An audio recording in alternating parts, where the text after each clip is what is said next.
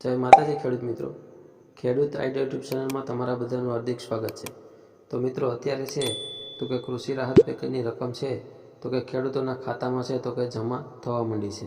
તો આપણા ખાતામાં જમા થઈ છે કે નહીં તે કઈ રીતે ચેક કરવું તો તે છે તો કે આપણે આ વિડીયોમાં જોવાના છીએ।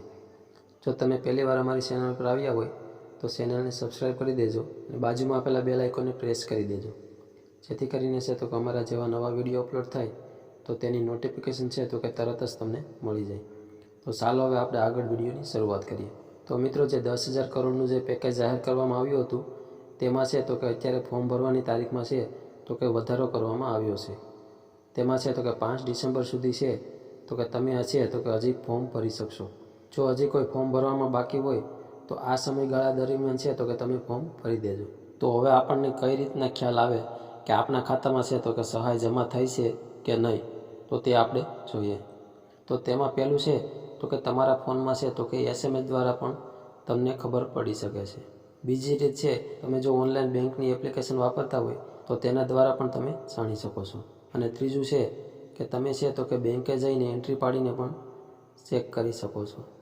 અને ચોથી રીત અને સરળ રીત છે કે ઓનલાઈન છે તો કે આપણે ચેક કરી શકીએ છીએ।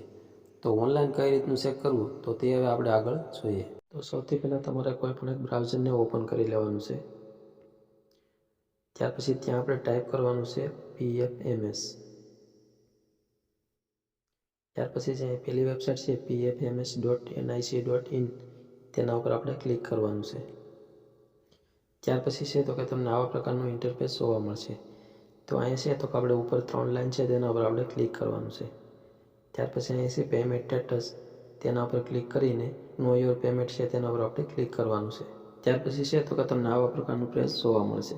તો સૌથી પહેલાં છે તો કે તમારું જે પણ બેંકમાં એકાઉન્ટ હોય તે બેંકનું નામ છે તો કે તમારે અહીં સર્ચ કરી લેવાનું છે। ત્યાર પછી છે તો કે અહીંયા એન્ટર એકાઉન્ટ નંબર, તો અહીંયા આપણે છે તો કે બેંક એકાઉન્ટ નંબર નાખી દેવાના છે। અહીં નીચે પણ આપણે ફરીવાર છે તો કે બેંક એકાઉન્ટ નંબર નાખી દેવાના છે। બેંક એકાઉન્ટ નંબર નખાઈ જાય ત્યાર પછી જે કેપ્ચા કોડ દેખાય છે તે અહીં આપણે નીચેના કોલમમાં છે તો કે ટાઈપ કરી દેવાનું છે। તો આમાં છે તો કે આપણે ઘણીવાર છે તો કે આપણા મોબાઈલમાં છે તે ઓટીપી આવતો નથી, તો તેના માટે છે તો કે અહીં આપણે નીચે સ્ક્રોલ કરવાનું છે અને જ્યાં પહેલું છે તો કે એન્ડ્રોઈડ તે QR કોડ ઉપર છે તો કે આપણે ક્લિક કરવાનું છે।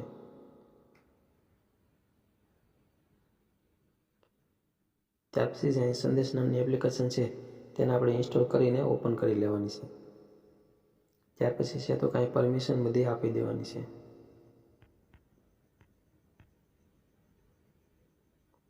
ત્યાર પછી છે અહીંયા મોબાઈલ નંબર છે ત્યાં આપણે મોબાઈલ નંબર નાખી દેવાનો છે। ત્યાર પછી અહીંયા આઈ એગ્રી ઉપર ક્લિક કરીને ગેટ ઓટીપી ઉપર ક્લિક કરવાનું છે।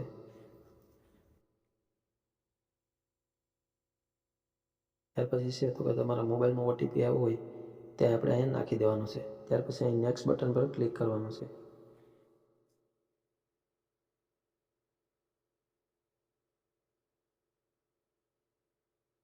ત્યાર પછી અહીંયા સ્કીપ ઉપર ક્લિક કરવાનું છે। ફરીવાર આપણે અહીંયા સ્કીપ ઉપર ક્લિક કરવાનું છે।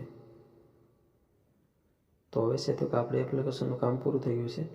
હવે અહીંથી આપણે બહાર નીકળી જવાનું છે। ફરીવાર આપણે છે તો કંઈ આ પેજ ઉપર આવી જવાનું છે।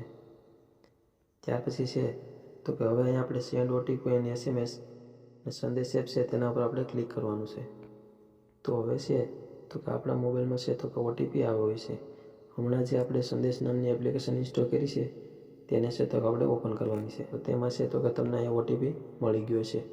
અહીંયા જે ઓટીપી આવ્યો હોય તે તમારે ત્યાં નાખી દેવાનો છે। ત્યાર પછી જે અહીં કેપ્ચા કોડ દેખાય છે તે અહીં નીચે નાખી દેવાના છે। કેપ્ચા કોડ નખાઈ જાય ત્યાર પછી અહીં છે વેરીફાઈ ઓટીપી તેના ઉપર આપણે ક્લિક કરવાનું છે। જેવું તમે ક્લિક કરશો એટલે છે તો કે તમને આવું પ્રકારનું ઇન્ટરફેસ જોવા મળશે।